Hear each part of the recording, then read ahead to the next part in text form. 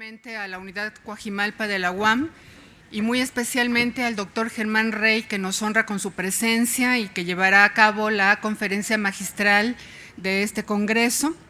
Me voy a permitir leer unas notas curriculares que son mínimas para el trabajo importantísimo, interdisciplinario y tan interesante que desarrolla el doctor Germán Rey. Profesor de la Maestría en Comunicación de la Pontificia Universidad Javeriana, Bogotá, Colombia, ha formado parte del Consejo de Ciencias Sociales del Sistema Nacional de Ciencia de Colombia y ha sido asesor del proyecto de Economía y Cultura del Convenio Andrés Bello y la AECID, asesor en Políticas Culturales del Ministerio de Cultura y fue director del Centro Ático de Tecnologías. Forma parte de la Junta Directiva de la Fundación Gabriel García Márquez de Nuevo Periodismo Iberoamericano. Actualmente es asesor del proyecto de Artes, Cultura, Científica, Tecnologías y Ciudad y de la Biblioteca Digital de Bogotá. Entre sus libros están Balsas y Medusas, Visibilidad Comunicativa y Narrativas Políticas de 1999, Las Ciencias Sociales en Colombia, Discurso y Razón del 2000, Los Ejercicios del Ver, Hegemonía Audiovisual y Ficción Televisiva, escrito conjuntamente con Jesús Martín Barbero en el año, y El Oficio de Equilibristas, ambas obras de 2005, La Fuga del Mundo, escritos sobre periodismo en el 2007, Las Trampas de la Cultura en el 2008, Industrias Culturales, Creatividad y Desarrollo en Madrid de 2009, y participado en libros recientes sobre cultura como Las Huellas de las Hormigas, Las Políticas Culturales en América Latina, en México 2010, Cultura y Desarrollo, editado en Madrid 2010, y Los Sentidos Despiertos, la apropiación de las músicas, la danza y el teatro en Bogotá en 2010, por mencionar algunos, los más recientes. Su libro más actual es La Palabra y el Silencio, la violencia contra periodistas en Colombia, 1997-2015, del Centro Nacional de Memoria Histórica. Les pido un aplauso de bienvenida para nuestro conferencista.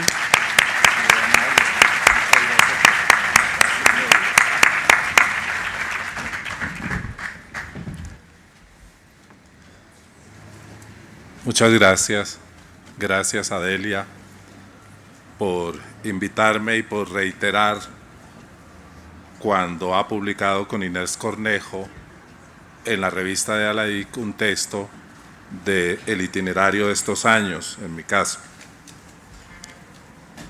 Creo que debo decir dos palabras con relación a qué significa ser colombiano en estos tiempos. Si ven pasar a gente con rostro demudado, desesperados, puede eventualmente ser un colombiano. Quizás dos cosas que escuché después de la actividad plebiscitaria del día domingo pueden servirnos. La primera fue en una fila donde alguien estaba hablando por teléfono y le decía a su interlocutor: nos volvieron chicuca.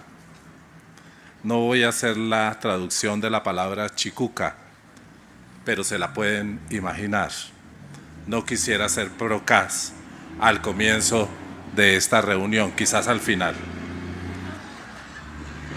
Y la segunda es de un sobrino pequeñito que al ver a su madre demudada, desesperada, irritada, le dijo: mamá, lo que no entiendo es por qué no le han permitido votar a los niños. Y de los niños se trata precisamente lo que está ocurriendo en Colombia. Existe vida más allá de la catástrofe, y sobre eso podemos hablar los colombianos en muchos casos.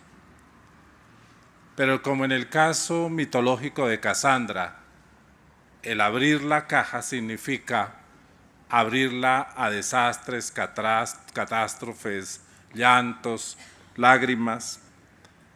Pero cuando uno se acerca al final de la caja, de esa caja que aparentemente está vacía, después de que han salido sus habitantes, lo que se encuentra, según el mito, es esperanza.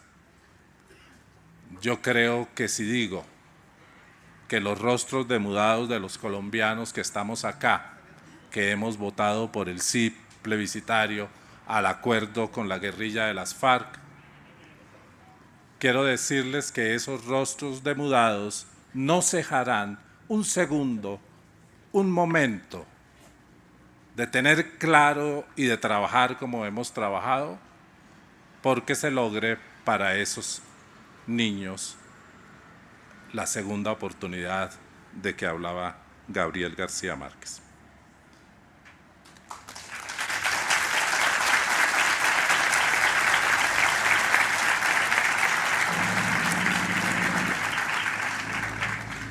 El laboratorio, el cocinero y las mariposas azules, comunicación, tecnologías y memoria. Busco oír las recomendaciones del azar. Mi amigo, el periodista francés Jean-François Foyel, me dice que tengo una relación irracional cuando, por ejemplo, uno la lectura y los libros con los rumbos del pensamiento sin que nada diferente al azar explique sus conexiones fortuitas. En mi maleta suele viajar, por azar, los libros exactos que me permiten sortear las preguntas o las dudas inmediatas que nos asaltan en una conferencia. No son ayudas de tiempo largo, sino soportes provisionales que, sin embargo, tienen un alto grado de eficacia. Probablemente todo esté definido por la mente que se anticipa, diseña hipótesis, urde contactos y construye conexiones sobre mapas cognitivos que existen de manera más exacta que la que suponemos. Pues bien, cuando Delia María Crovi me invitó amablemente hace unos meses a hablar en la sesión de apertura de este congreso de ALAIC, me pidió contribuir al debate sobre el tema central de esta reunión, las nuevas tecnologías en la realidad de América Latina. En ese momento se me entrecruzaron dos acontecimientos personales, en ese exacto día en que Delia me invitó. El fin de mi investigación sobre 40 años de violencia contra periodistas en Colombia del Centro Nacional de Memoria Histórica y mi retiro del Centro Ático después de ser su director durante 5 años. En un nivel menor, mucho más molecular y microscópico, pero no menos importante, aparecieron el cocinero y las mariposas. Ese es el nivel del azar que me interesa cuando una reflexión que sigue un orden establecido de pensamiento y que tiene obligaciones estructurales de cohesión, fundamentación y argumentación, se ve impactada por hechos menores que casi siempre tienen efectos metafóricos relativamente potentes sobre el despliegue discursivo.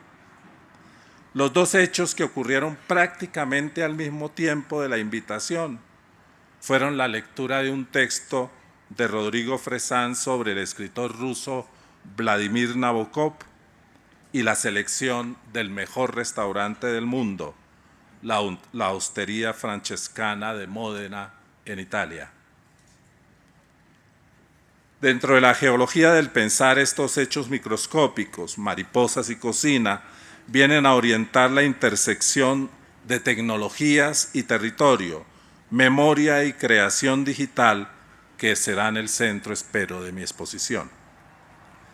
El primer detalle es el bello texto que Fresán le dedica a la publicación en Yale University Press del libro de Nabokov titulado Fine Lines, Vladimir Nabokov, Scientific Arts, que se agrega a los que esa misma universidad editó hace unos años con los títulos de Nabokov Butterflies y Nabokov Blues.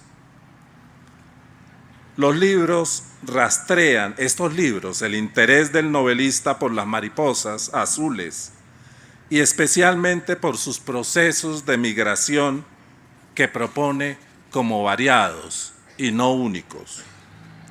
Como observarán más adelante, me interesan mucho las migraciones tecnológicas de las que hemos hablado recientemente con Guillermo Orozco en Bogotá, que están sucediendo en estos años y que son de naturaleza múltiple, transiciones estructurales de un ecosistema a otro, modificaciones de la propiedad y del capital para conformar corporaciones cuyo poder desborda la imaginación y que apenas existían hace pocos años, modificaciones de los procesos de creación y producción del conocimiento y las sensibilidades, traslados de las reglamentaciones y el estatuto jurídico de las innovaciones, reconversión y complementación de los procesos de apropiación de las tecnologías en la vida cotidiana de diversos sectores socioculturales. Comillas de Fresán: a los profesionales de bata les atrae la posibilidad de hallar algún orden secreto en el caos de lo creativo. Esta separación de campos y polaridades es, por supuesto, más que engañosa y muy representativa de nuestro presente. Como bien avisó James Graham Ballard, de formación psiquiátrica, en los últimos tiempos la ciencia se basa más y más no en la tradicional naturaleza de las ecuaciones, sino en los términos inestables de las obsesiones de aquellos sujetos, todos nosotros, para quienes se investiga. Llevamos viviendo ya muchos años en un inmenso laboratorio desbordante de máquinas que no es otra cosa que una inmensa novela. Aparece entonces la figura del laboratorio, que será central, creo, en los cambios de la comunicación contemporánea. El segundo hecho molecular pequeño fue el reconocimiento del mejor restaurante del mundo. Massimo Bottura, el chef italiano de la hostería francescana, seleccionado como el primero en la lista de los 50 Best Restaurants, define la cocina así: como una colisión de ideas, cultura, técnicas y gestos, y como una combinación entre cocina, arte musical, literatura y cultura pop. La idea de convergencia, hibridaciones y mezclas tan fundamental en los tiempos digitales es una decisiva persistencia en la cocina. En el trabajo de los investigadores se suelen entrecruzar con cierta frecuencia temas y experiencias, de tal manera que la investigación deja de ser un proceso formal externo y adquiere la forma también de un camino personal que se entrelaza con otros ámbitos de la vida corriente, que no actúan simplemente como un contexto, sino que habitualmente son una oportunidad de preguntas y de diálogos. Paralelamente dirigí un centro de tecnologías y a la vez coordiné la investigación sobre la violencia contra periodistas que se produjo en Colombia entre 1977 y 2015. Mirados desde lejos parecen dos temas sin conexiones y diferentes. En el primero se trataba de la gestión de un laboratorio digital de la creación audiovisual, sonora y virtual, y en el segundo del análisis de un proceso social que ocurría en regiones lejanas, muchas veces aisladas de las tecnologías. La presencia de los artefactos tecnológicos en el laboratorio y su ausencia en la memoria de las víctimas de la guerra. Sin embargo, lentamente los dos temas se fueron encontrando. Ya me había sucedido cuando fundamos en la Universidad Javeriana el laboratorio Matrix, que fue concebido como una especie de espora tecnológica en que serían posibles encuentros, experimentación y formación. he contado en otros textos cómo el lugar de las tecnologías de punta fue inaugurado por un grupo de indígenas de la Sierra Nevada de Santa Marta, Arhuacos, Cogis y Huivas, que bajaron de las montañas al laboratorio acompañados por un mamo, es decir, por una autoridad espiritual y simbólica de esos pueblos. Intencionalmente se trataba de acercar las tecnicidades y lo ancestral en un poderoso y arriesgado juego simbólico y sobre todo en una oportunidad para la interacción de saberes en la territorialidad simbólica de las tecnologías y de sus apropiaciones. Porque en América Latina, como probablemente en todos los otros continentes, la relación con lo tecnológico es una relación mestiza que se construye en medio de conflictos cognitivos, tensiones económicas y distanciamientos culturales. En este caso es evidente, pero las relaciones mestizas con las tecnologías se manifiestan en los usos juveniles del correo electrónico, en las vicisitudes tecnológicas que se viven en la escuela, en el replanteamiento del acceso a la información de los ciudadanos y los movimientos sociales y políticos, en la incorporación de Internet a la creación y circulación de bienes culturales como la música o el video, o en el día a día de las transacciones comerciales electrónicas.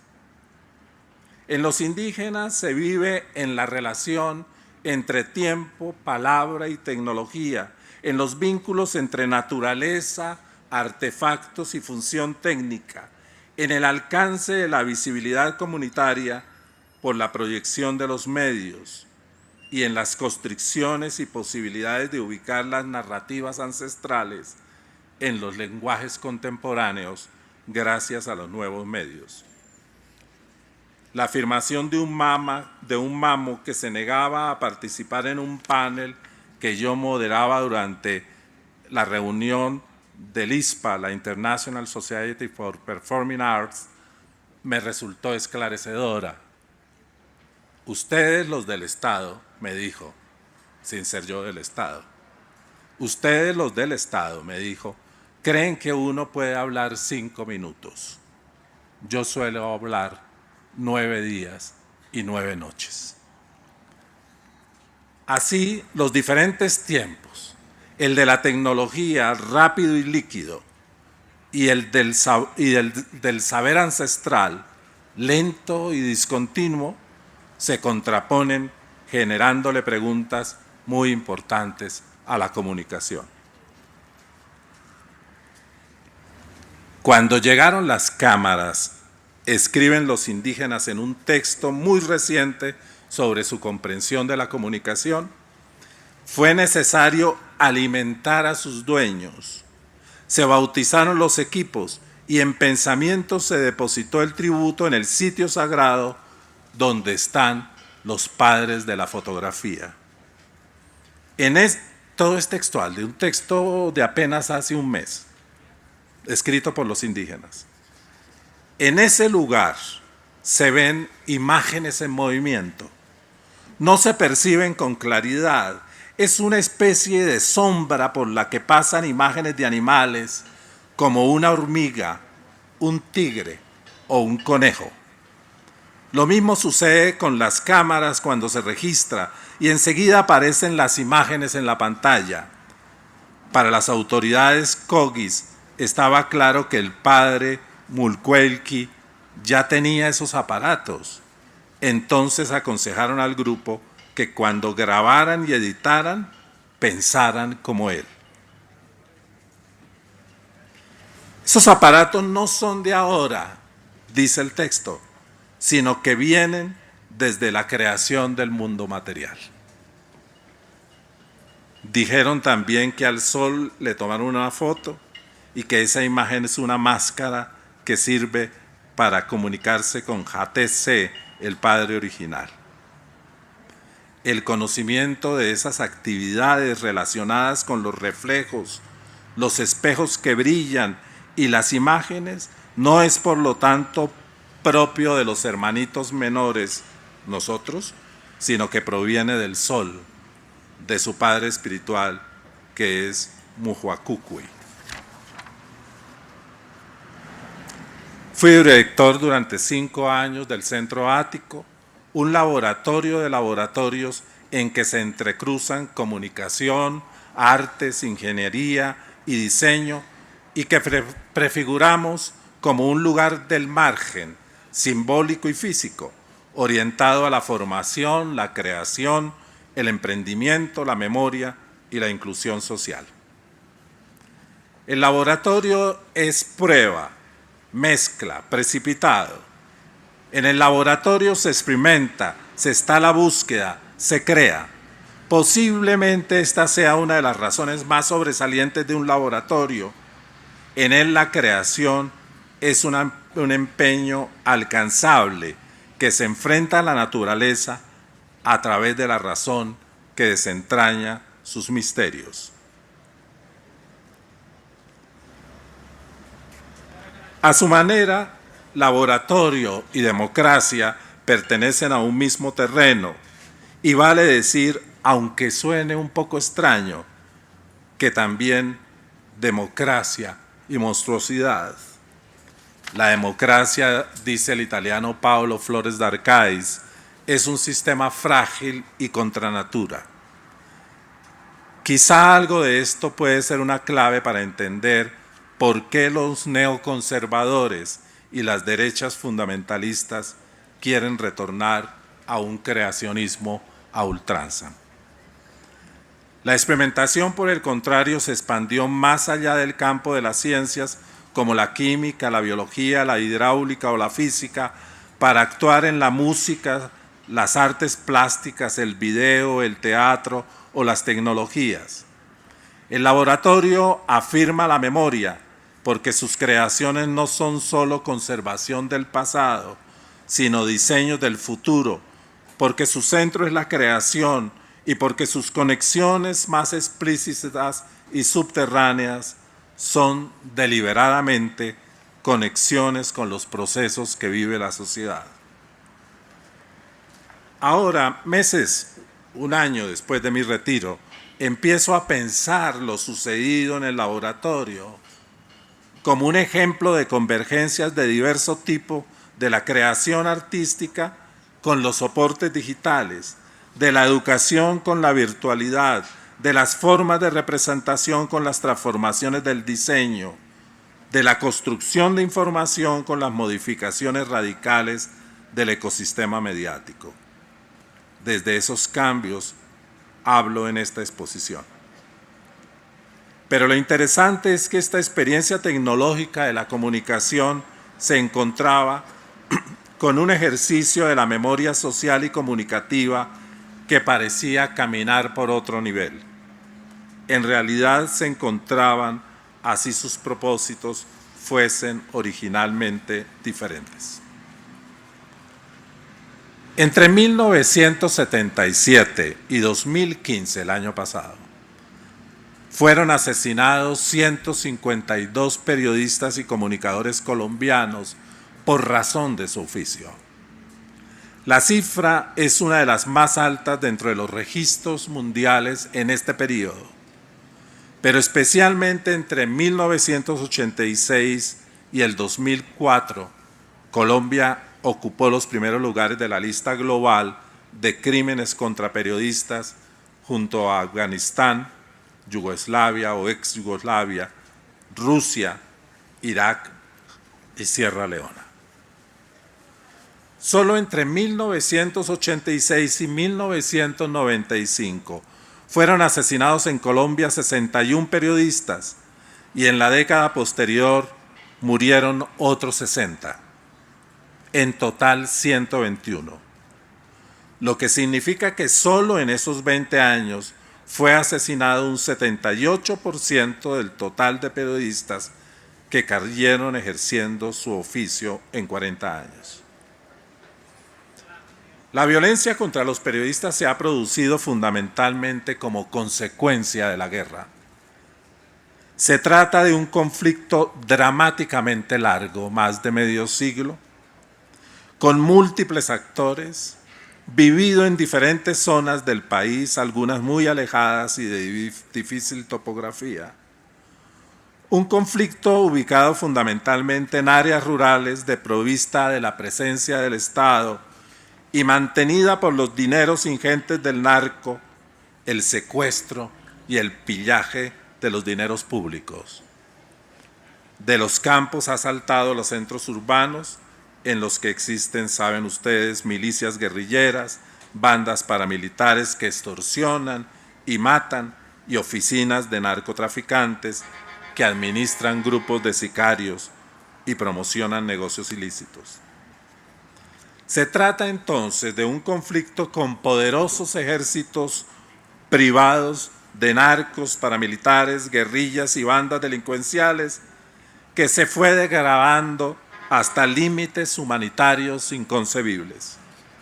La fuerza poderosa de estos actores armados ha dejado consecuencias pavorosas de desplazamientos, robo de tierras, exilios, torturas, muertes y vulneración de prácticamente todas las libertades civiles y los derechos humanos. La situación de los comunicadores debe verse articulada al contexto más amplio del conflicto armado, porque son muchas las conexiones que tiene esta violencia desatada por la guerra con las realidades vividas durante estos años por el periodismo y la comunicación de Colombia. No se trata de la realidad de un país de la región. Por el contrario, la gravedad de lo que se vive en México es de tal proporción que el número total de asesinatos de comunicadores y periodistas en Colombia durante 40 años se ha producido solo en una década en México. Pero así como fui testigo de las trayectorias de este desastre, también lo he sido de apariciones sociales y comunicativas como el surgimiento en pocos años de 700 medios digitales informativos que atraviesan toda la geografía nacional y circulan por todo nuestro continente con los nombres, oigan estos nombres: Animal Político, Plaza Pública, La Silla Vacía, Chequeando, A Pública, Anfibia, Periodismo de Barrio, El Faro, Reporter Brasil, Run Run, El Pitazo, Efecto Cocuyo, Cibio o Pie de Página. Una nueva topografía digital se expresa en medios que migran de la radio, la prensa y la televisión, que ya son nativos digitales y que están participando en la creación de la información y la memoria social a partir del uso intermedio o de baja intensidad de las herramientas tecnológicas. Una nueva escritura se asoma entre los replanteamientos de los grandes medios atenazados por la crisis de su modelo de negocio y la sorpresa tecnológica de la que aún no se reponen y dudo que se vayan a reponer. En su texto sobre las figuras de la memoria herida, Paul Ricoeur se pregunta cómo es posible que en unos casos parece existir un exceso de memoria y en otros, sin embargo, su ejercicio resulta insuficiente. Es una paradoja similar a la que experimenté al vivir al mismo tiempo el exceso de memoria de las tecnologías con sus promesas de recuerdo incrustado en gigas, megas, teras y nubes, con robots que garantizaban el almacenamiento y la reproducción de la información, y la ausencia de memoria con sus silencios impuestos, sus distorsiones planeadas estratégicamente, sus miedos e impunidades. Confluían y confluyen el exceso y las heridas, la memoria y el silencio, en un momento que está muy presente en la realidad latinoamericana, que ojalá los investigadores logren exponer y revelar y los creadores superar. Segunda parte. No hay tercera, solamente segunda.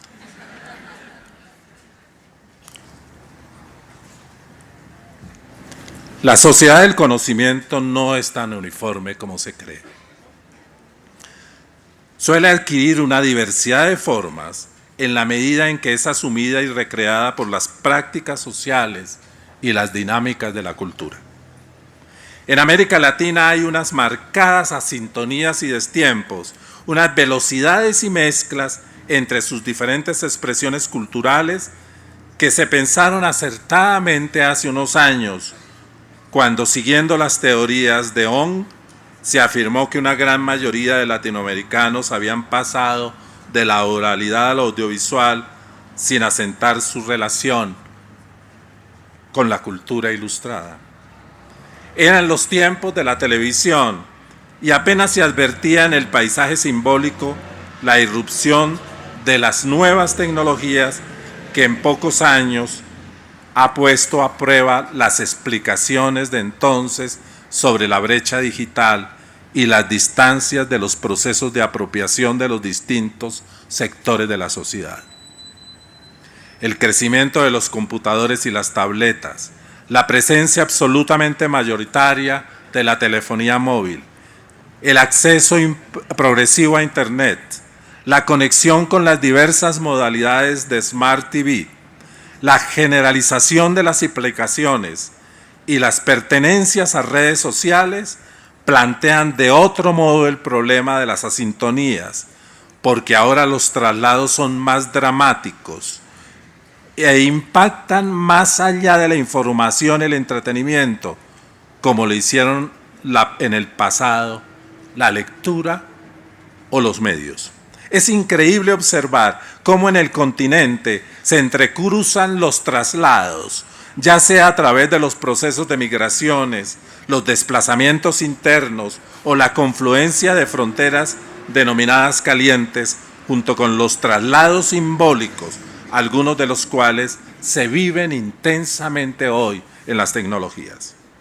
Ojalá algunos investigadores de la comunicación, y lo sé que lo están haciendo, exploren las razones de estos encuentros tan diversos y tan aparentemente distintos entre sí.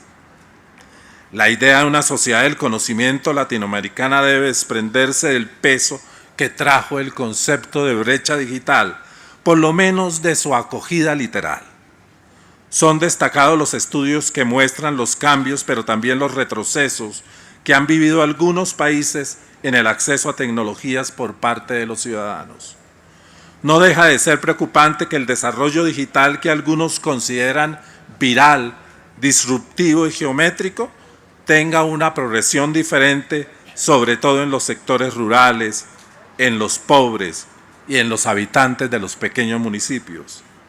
Pero incluso entre ellos el problema del acceso debe problematizarse por las confluencias que se generan a través de otros canales, las fiestas populares, por ejemplo, o el ingreso a la telefonía móvil, al smart teléfono. Dos estudios recientes, el Telefónica Index on Digital Life del 2016 y el trabajo del GSMA sobre inclusión digital en América Latina y el Caribe, también de este año, contribuyen a la reformulación de la brecha digital en el continente y aportan interesantes elementos de reinterpretación. El primero analiza el nivel de desarrollo de 34 países en 3 grandes áreas: la apertura digital entendida como la libertad con que la información fluye dentro de una economía específica, la confianza digital, que es el grado en que los usuarios se involucran en el mundo digital y confían en él, y el emprendimiento digital, que es la forma en que las actividades económicas prosperan en el entorno digital.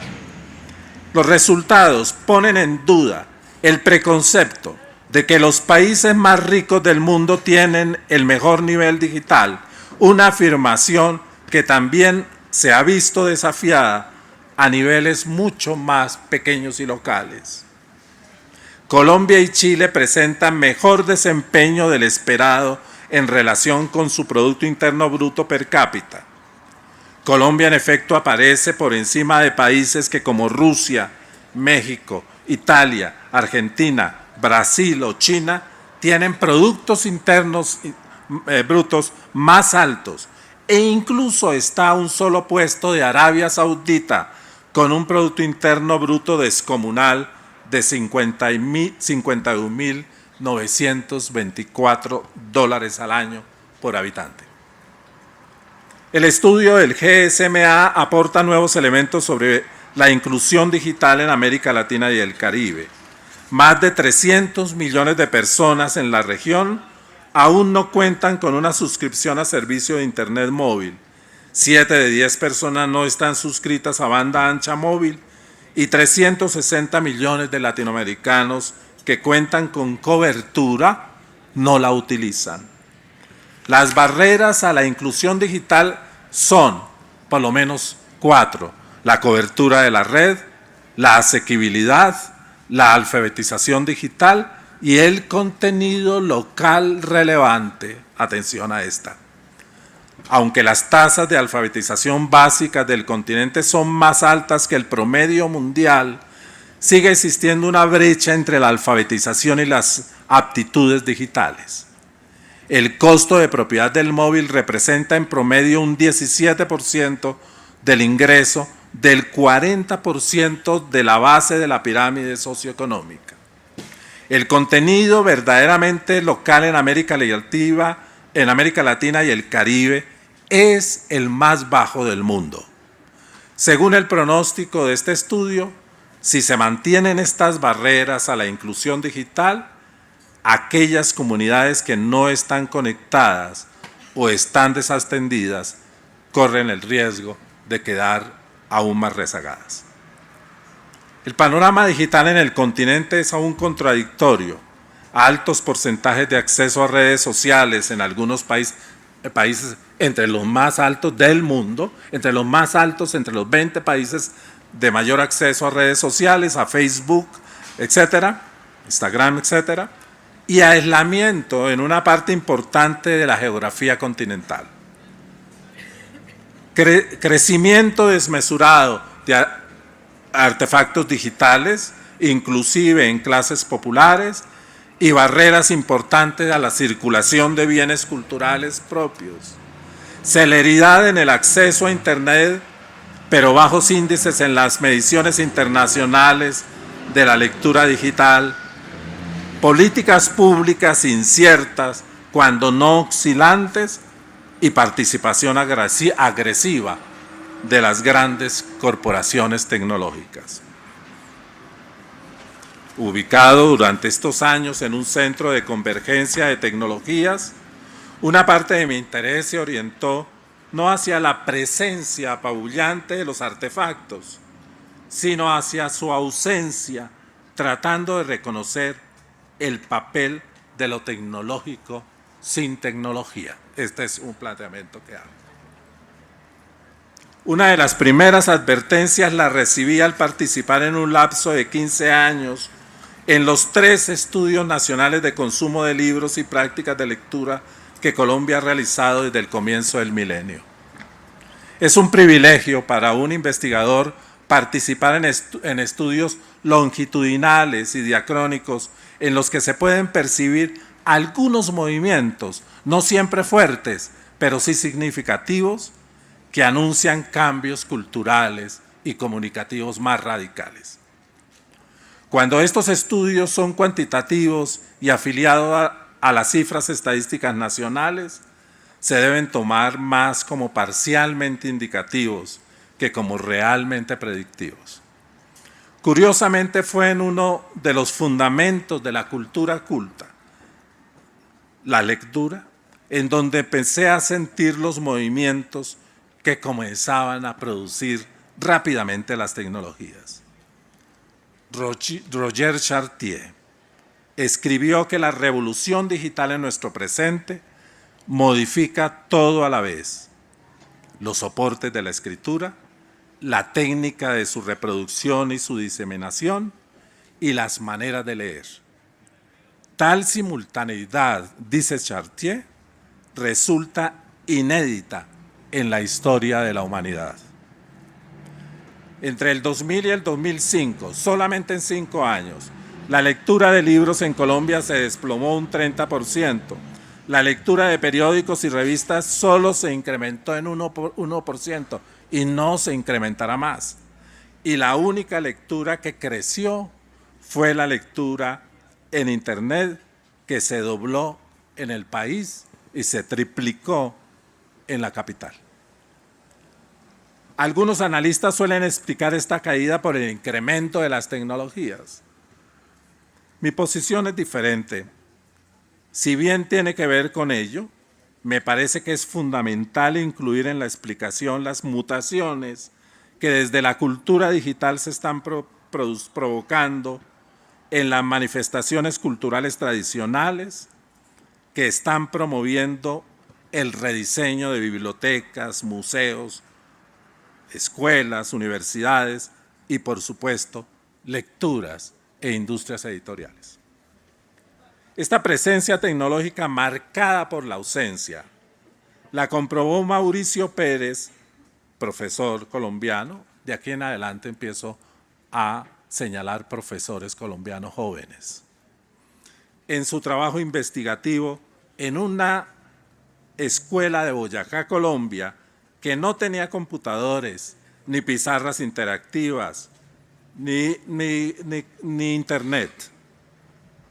Sin embargo, se pudieron establecer conexiones sobre la escuela y el saber astronómico popular de los padres campesinos de los niños, los conocimientos de la siembra y la tierra y las narrativas propias recogidas en el despliegue de sus crónicas.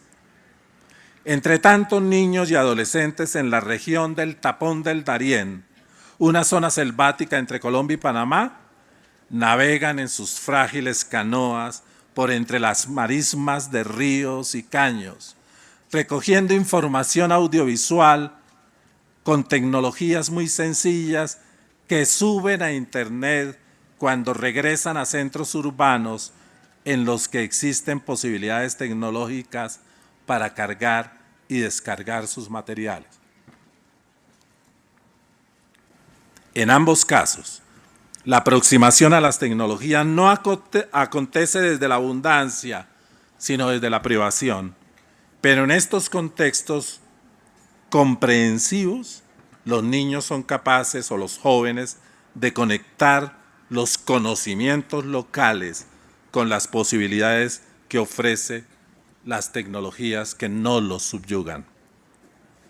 Pero en la cartografía simbólica latinoamericana hay muchas muestras de las tecnologías que dejan de ser simplemente medios cuando la actividad humana se encuentra con algunos de los rasgos más acentuados de la nueva simultaneidad de la revolución digital a la que se refiere Chartier.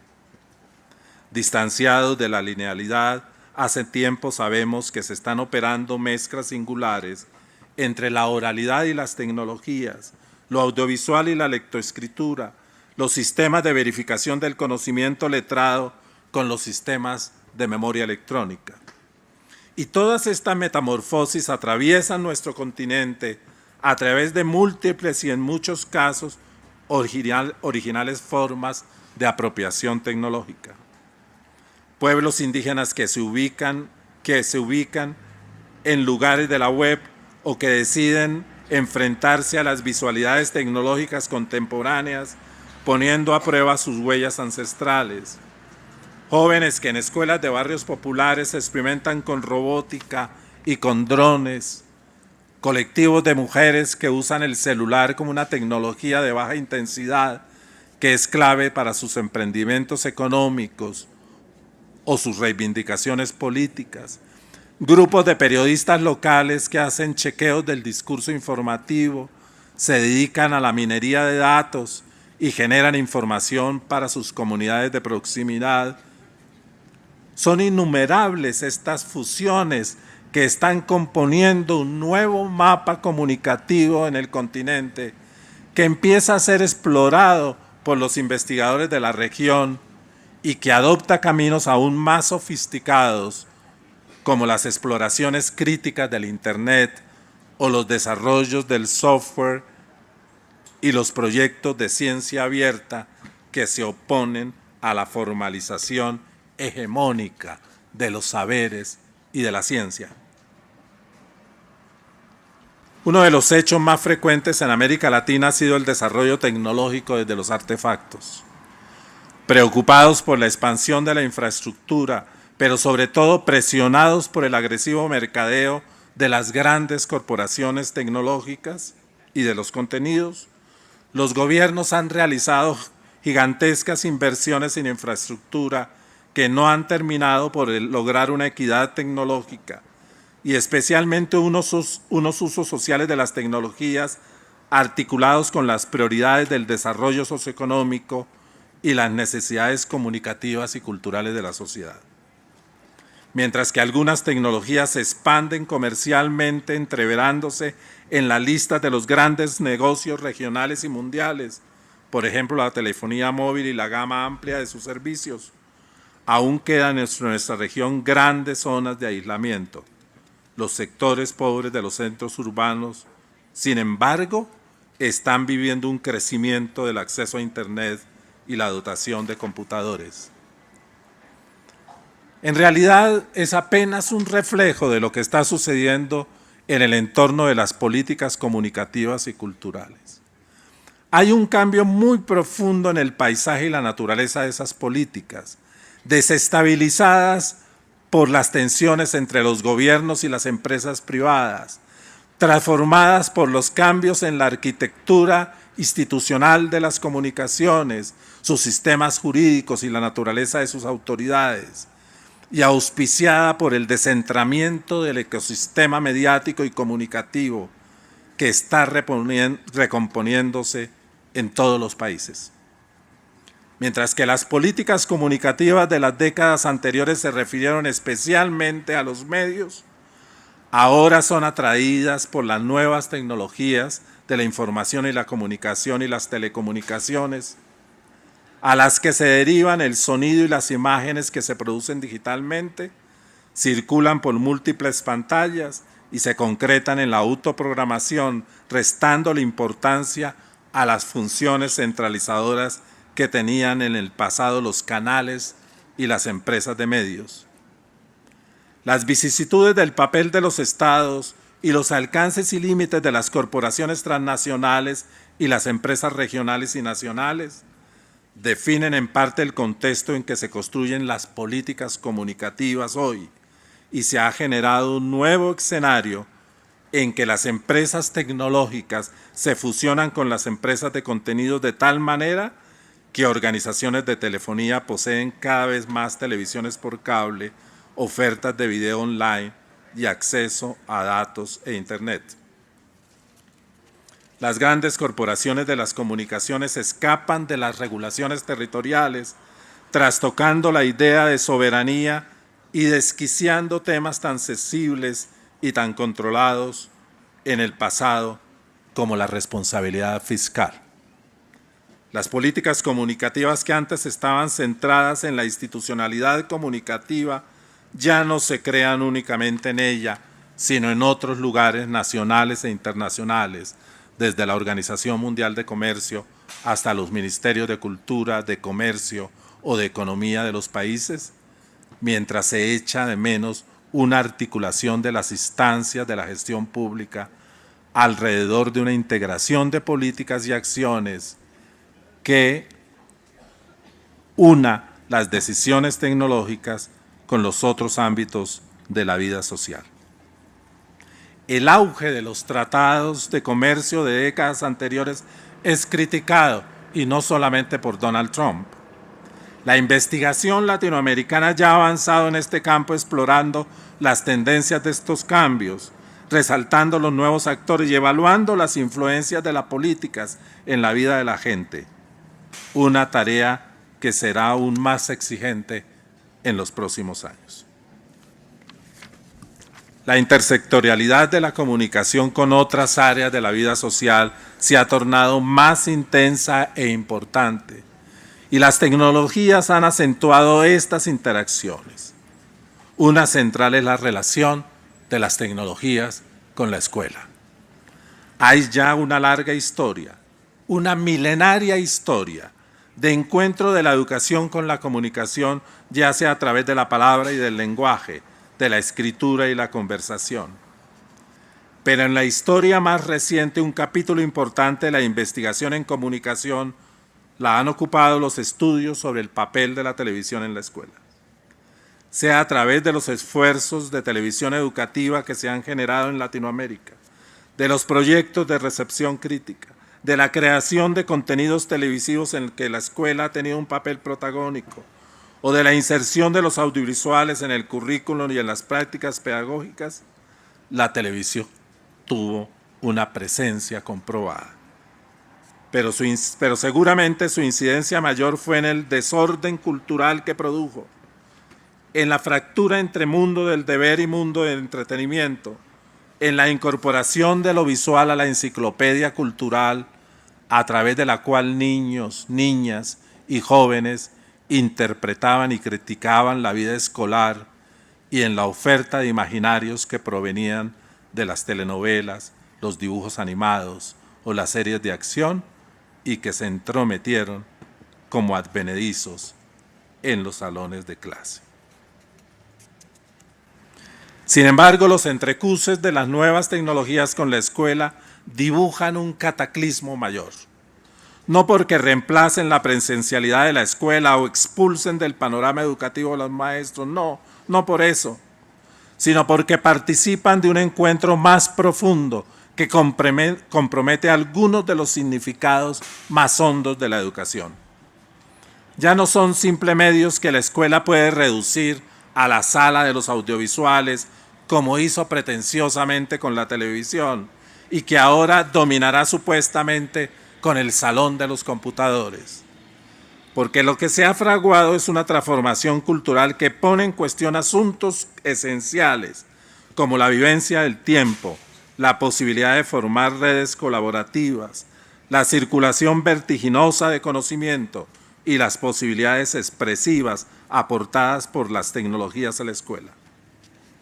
Una nueva comprensión se cierne sobre la escuela o transita entre sus fundamentos, como lo mostraron Eduardo Gutiérrez y Mauricio Pérez, que en su laboratorio de apropiación de tabletas por parte de niños y niñas de escuelas públicas de Bogotá, no se restringieron a la apropiación en sí misma, sino como medio para soportar y alcanzar aprendizajes escolares en el marco de las decisiones y los diseños de los maestros.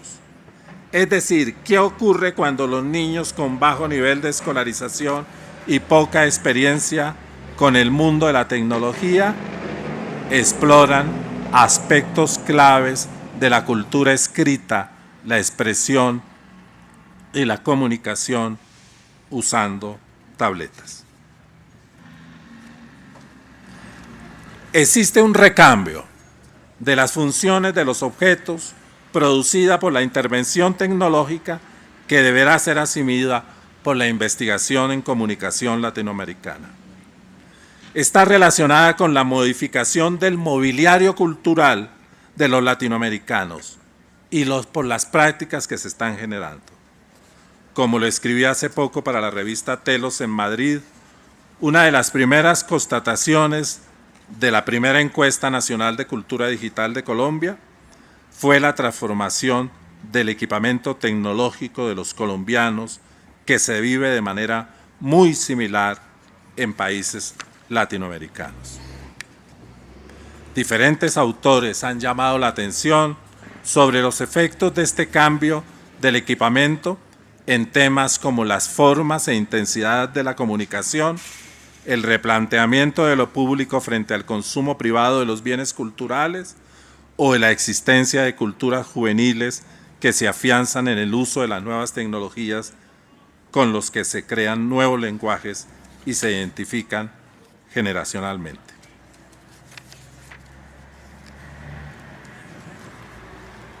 La investigación comunicológica latinoamericana tiene una tradición en el estudio de los movimientos sociales que han aparecido a lo largo del continente, sea en las luchas identitarias de los grupos étnicos, en los procesos políticos populares, en las manifestaciones de las diversas resistencias, en la afirmación de numerosos sectores sociales, entre los que se encuentran las mujeres, los desempleados, los estudiantes, las comunidades homosexuales o los campesinos, así como en el contraste entre las estructuras más formales de los partidos y la movilidad y flexibilidad de los movimientos.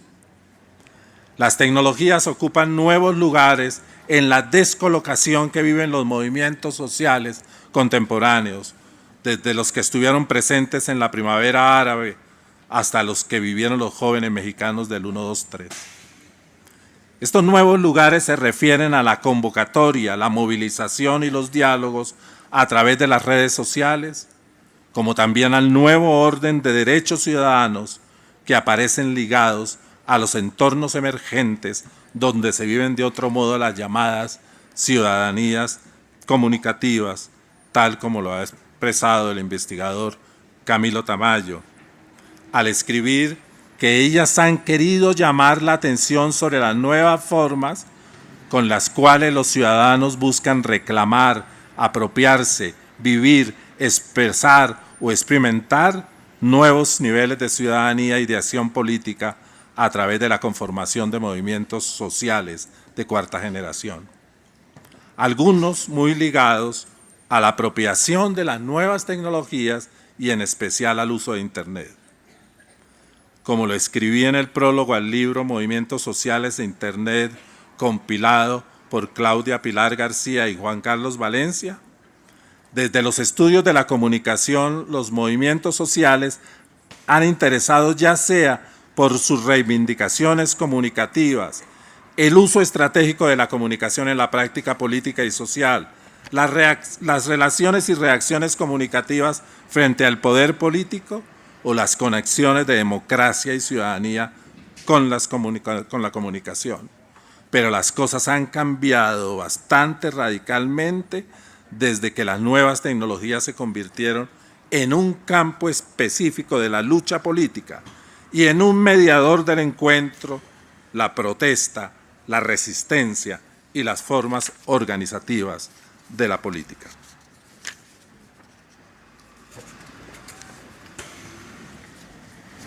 Hackers, defensores del software libre, abanderados del copyleft, diseñadores de virus informáticos, anarquistas del mundo digital, cyberpunks, grupos antimarcas y antigrandes compañías, propulsores de los digital commons, estos y más, dice Juan Carlos Valencia, estos y más activistas convergen, se comunican, complotan y proponen en Internet. Y termino. He saltado. El texto definitivo estará en manos de Delia Crowley esta tarde. Pero quizás uno de los campos en que creo que se están produciendo y se producirán cambios más interesantes es el de la creación. No es simplemente que los artefactos tecnológicos impacten la creación, sino que casi todas las relaciones que rodean y hacen posible la creación se están transformando. He dicho que mi experiencia transcurrió en estos años entre conexiones de máquinas, música, animaciones, video y sitios web. Una de las máquinas que importamos de Inglaterra fue precisamente una consola a la vez analógica y digital.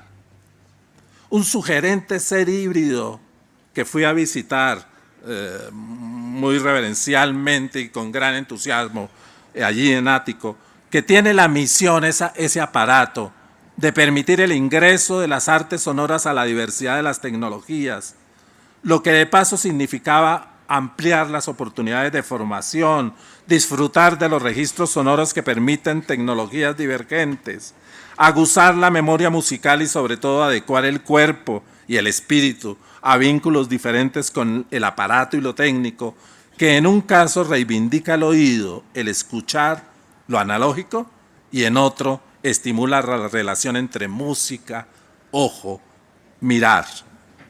Pude constatar la vida que pasa por un laboratorio digital con la que transcurre muy vivamente por los ensayaderos, que son lugares de producción popular y urbana de músicas que están distribuidos por la ciudad de Bogotá y que ocupan otro rango de lo tecnológico. La composición popular de la champeta a través de picós, dedicatorias y creación colectiva de muchachos. La intervención entre música, expresión corporal, coreografía y teatralidad en las 7 visiones de la MEN que hicimos de la obra de Mesallen y que produjimos con el Teatro Mayor y el Colegio del Cuerpo de Cartagena. Las relaciones con la tecnología se diversifican, llevan a cabo convergencias, construyen nuevas posibilidades expresivas de las que creo que las artes saldrán ampliamente beneficiados. Roland Barthes recordaba hace años que investigar es enseñar lo que no se sabe. En los caminos cruzados o las experiencias comunicativas de un anfibio, el texto que escribí para la revista de Alaik terminaba exactamente donde he comenzado esta exposición. Ahora quisiera finalizarla mirando hacia el vacío de lo que no sé, que son las preguntas que los investigadores nos hacemos cuando estamos enfrentados a nuevos retos. En la bella lección inaugural que les sugiero, ya la habrán leído seguramente, que pronunció Jacques Derrida en la Universidad de Cornell, titulada Las pupilas de la universidad, el filósofo se preguntaba, ¿cuáles son las vistas de la universidad? O también, ¿qué se ve desde la universidad? Ya se esté simplemente en ella o embarcado en ella, dice, ya se esté al interrogarse acerca de su destinación en tierra o en alta mar. ¿Cuáles son nuestros puntos de vista como investigadores latinoamericanos? Quizás mi próxima reflexión la pueda comenzar desde el desconocimiento que aquí anuncio. He sido llamado hace unos meses a pensar y diseñar la Biblioteca Digital de Bogotá y la línea estratégica de artes, culturas científicas, tecnologías y ciudad del Instituto de las Artes de Bogotá. 2 retos para una ciudad atenazada por las desigualdades, el caos de la movilidad, el crecimiento desmesurado de su territorio y las migraciones de desplazados por la guerra. Pero también una ciudad con una creatividad desbordante, una vitalidad que se nota en las ansias de vivir de sus habitantes y unas experiencias en diferentes ámbitos de la existencia social que me sobrecogen. ¿Cómo unir la tecnología a esos diseños emergentes de ciudad, a la aparición de nuevos modos de vivir de la mano de los jóvenes o a los vínculos barriales entre creación, experimentación y convivencia? Lo lamento, no tengo respuestas. No soy yo el que debo decirles nada casi acerca de esto. Es el momento para mí del no saber, del empezar a explorar, a escuchar, es decir, a investigar. En 1945, Vladimir Nabokov publicó un trabajo en el que planteaba que las mariposas azules habían llegado a América desde Siberia, cruzando por el estrecho de Bering para dispersarse hasta Chile a través de 5 oleadas que abarcaron millones de años. Los computadores les permitieron a investigadores recientes años después de la hipótesis de Nabokov, de la que se rieron mucho los científicos de su momento, le permitieron calcular las relaciones más probables entre las distintas especies de mariposas azules y comparar el número de mutaciones que cada especie había tenido para determinar de ese modo cuánto tiempo había transcurrido entre una migración y otra. En efecto, habían volado desde Asia hasta América. Los tortellini son tan individuales como la genealogía de una familia, escribió el cocinero Massimo Bottura, al recordar que su pasión por la cocina había nacido cuando, perseguido por su hermano mayor, corría a ocultarse debajo de la mesa donde la nona, la abuela, los amasaba y los dejaba caer para que probara. Estos son algunos de los retos que tienen los investigadores de la comunicación, especialmente los jóvenes, en los tiempos de las tecnologías. Seguirle los pasos a las mutaciones densas que se están produciendo delante de nuestros ojos y explorar las numerosas prácticas comunicativas que aparecen a diario en sus usos y apropiaciones. Quizás les sirvan los humildes ejemplos de cómo se hacen tortellini en la calidez del hogar o cómo se leen los dibujos en las alas de las mariposas azules. Muchas gracias.